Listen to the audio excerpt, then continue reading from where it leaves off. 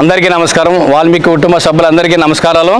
ప్రధానంగా వాల్మీకుల ఎస్టీ సాధనకై ఆదంలో రేపు ఆదివారం 10 గంటలకు జేపీ గార్డెన్ ఫంక్షన్ హాల్లో వాల్మీకుల జిల్లా నలుమూల నుంచి ముఖ్య నాయకులు వాల్మీకులు వస్తున్నారు.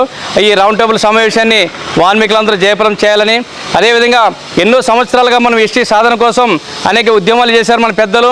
ఆ పోరాట ఫలితంగానే ఈరోజు 2017లో అప్పటి చంద్రబాబు ముఖ్యమంత్రిలో కేంద్రాన్ని పంపించడం జరిగింది.